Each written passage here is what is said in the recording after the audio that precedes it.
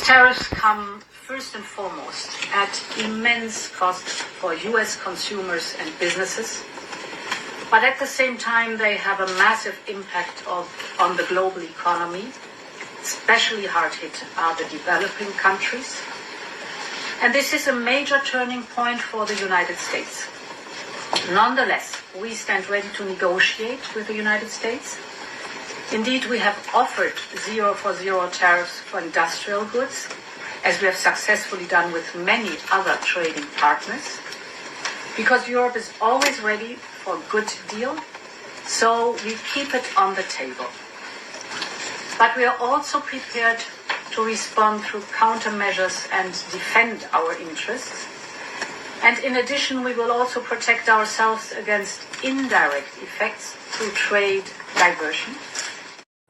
Well, good damn afternoon, Americans. Jericho Green here with you once again on X at @Green_Jericho, on Instagram at JGTalk2. Give me a follow and make sure you like and subscribe to this channel right here and get yourself some damn merch. Now, you heard that right there. That was Ursula von der Leyen. She is the president or the leader or whatever of the European Union. And in the European Union, there are some countries you might have heard of. You may have heard of some of these classics. Germany, Poland, Hungary, Slovakia, Croatia, Lithuania, Denmark, Finland, Romania, Czech Republic, Italy, and Spain. It's Spain. So those are just to name a few. Those are not all the countries, but those are some of the countries in the European Union. And you heard her say, we have offered the 0 for 0 tariffs on industrial items like steel and aluminum, or as they say in Europe, aluminium. No, it's aluminum. But okay, that's good, nice. But we want more than that. We want a bite of the automobile industry. We want to get your automobiles cheaper, and we want you to start selling our automobiles too. Why is this so one-sided? That's not enough. Industrial goods is not enough. We want more. It's called, any scholar, you could ask him, it's called the J.G. Whitworth philosophy. It's my money, and I want it now. Okay?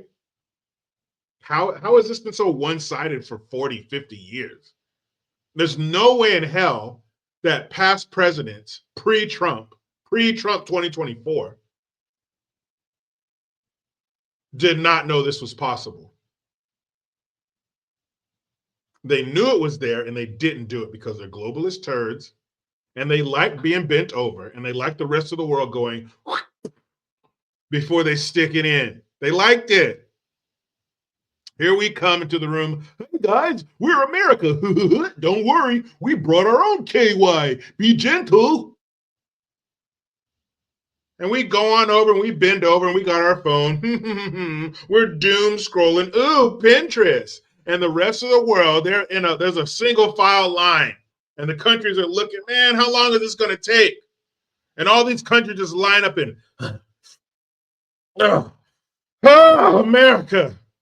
Just getting in it deep to the bristle, sticking it all in, stuffing their nuts in there, putting everything up America's ass. They were giving America's ass the Forrest Gump treatment. Remember when he comes out on the porch? Whoo, boy. Your mama sure does care about your education. That's been the whole world lining up, taking their chances or taking their turn on our red, white, and blue stinker. Then every president we had, come on over. Who else? China, Russia, Europe, Southeast Asia, all of Latin America, South America, everybody. It's a conga line up America's ass. Dun, dun, dun, dun, dun, dun. Ba, ba, ba, ba, ba, ba. Everybody just up America's ass. Don't touch me, America. Don't touch me. Don't touch me. Every time I come here, I think your asshole going to get loose, but it's still tight, America. How do you do that?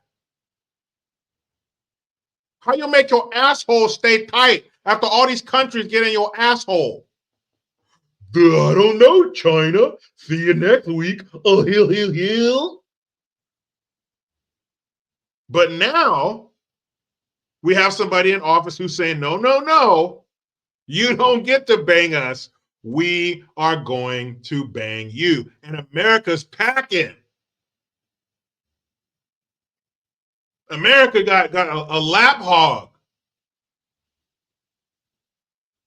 America's got some serious business down there. World, it's going to hurt. Yeah, it's going to hurt. It's going to hurt the first time. Don't worry, we'll be gentle. We'll whisper in your ear. We'll use more lube, but you'll get used to it. We got used to it. It'll hurt the first time, but you'll get over it. We're bending the rest of the world over, and it's about damn time. Yes, and we're in day 5 of the reciprocal tariffs. Already the European Union, that's 27 countries.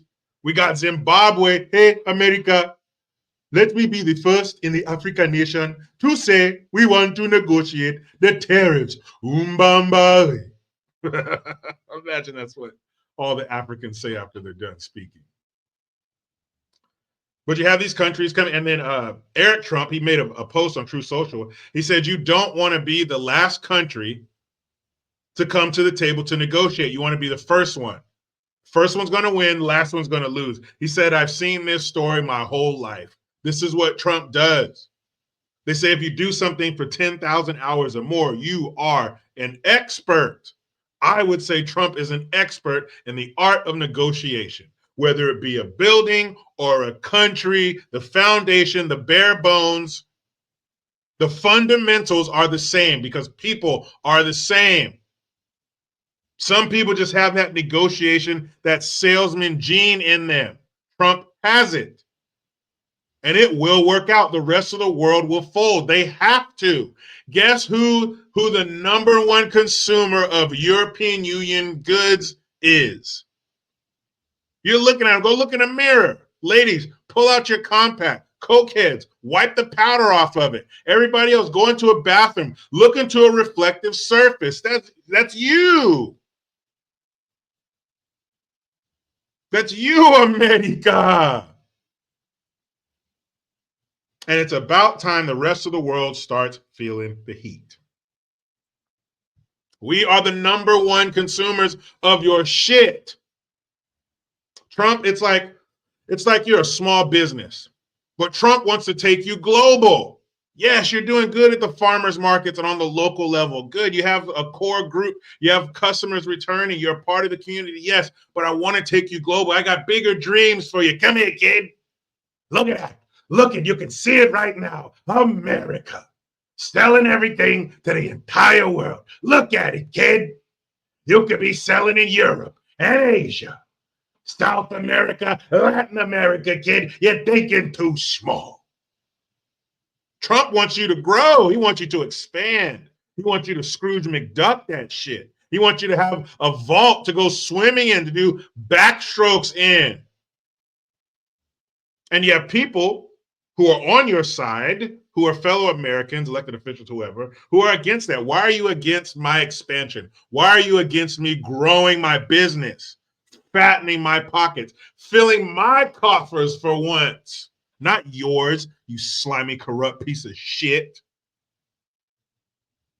Trump wants us to go global. He wants us to expand. He wants them buying our shit instead of us buying all their shit. You know how many countries we can't sell our cars in? Japan. I'm talking to you. I know we had that thing in 1945. August something. But how are we not allowed to sell our cars in your country and our roads are filled with them? Every time you see a Honda, take a shot, unless you're driving. You will be shit-faced in no time.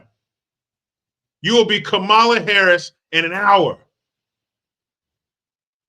Not even that. Imagine taking a shot. If you looked out your window or go to a bar or something that's by a street, every time you see a Honda go by, take a shot. You'll be done. You'll be butt dialing. Not even butt dialing. You'll be calling your ex in no time. I still fucking love you. We can't sell our shit there, but you sell all your shit here? That just doesn't make sense. And the rest of the world, forgive me for not being an economist or as Lil Bootsy said, an economist. I'm no economist. I'm no Greenspan. But I do know if I'm buying 80% of your shit, I have a say-so in how things go. Because if I walk away, you're left holding 80% of the shit that you would have sold. That's not good, huh? That's not good, world. The European Union is ready to negotiate with the United States after President Trump issued sweeping tariffs last week. European Commission President Ursula von der Leyen said at a press conference on Monday. This is a major turning point for the United States. Nonetheless, we stand ready to negotiate with the United States. You better. And don't come to the negotiation table. We are prepared to protect our interests. You have no interests without us. We are your only interest. If we walk away, you have no economy, you have no military. Let's take a roll call. Out of the 196 countries in the world, is anybody afraid of a European military? Anybody? You in the back, terrorist group. No? North Korea, China, anybody scared of a European military? Nope, sorry. No hands. No hands went up. So don't come in the room and we're going to do this and we're going to do that, bruv. No. You shut that hole under your nose. You shut that filthy European hole under your nose. And then you do what we tell you because we buy all of your shit. How can you keep up with that? How can you take a 50% tariff, which is only half of what you give us, you sons of bitches? Man, please. She stressed, however, that the EU is readying countermeasures in response to Trump's 20% tariff on imported goods from the EU. Trump's 10% baseline tariff took effect Saturday, and the individualized tariffs will take effect on Wednesday. Trump previously announced tariffs on aluminum and steel and on foreign car parts. We are also prepared to respond through countermeasures and defend our interests, she said. In addition,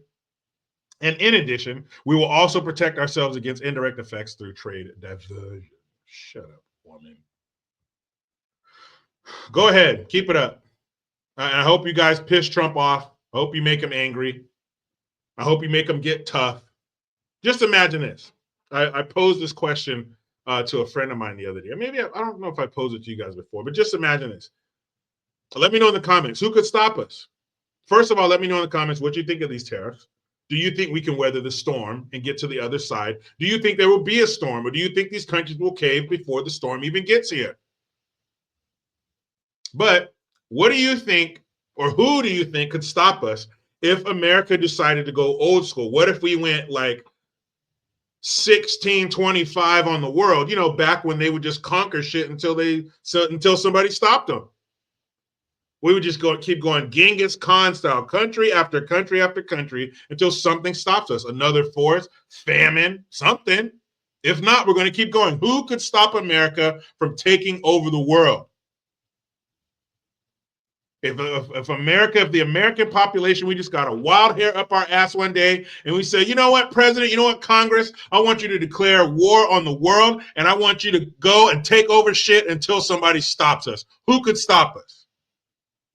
If our military got mean, if we decided forget the Geneva Convention, which most of the other countries don't even follow that shit, the countries that we fight, and just think of all the countries whose military we are, who we are the military for. Well, we fuck all those countries. You're not going to put up a fight because we're the bite to your bark.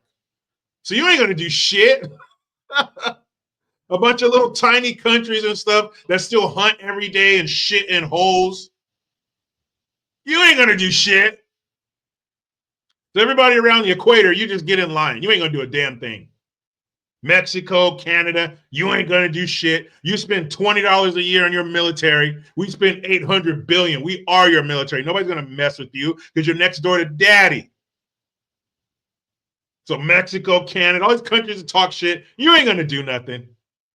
So who could stop America from taking over the world? Some might say, well, the Viet Cong gave you a run for your money. The Afghanistan, you guys couldn't do shit there. I think that's because we were following the rules of engagement. Our hands were tied.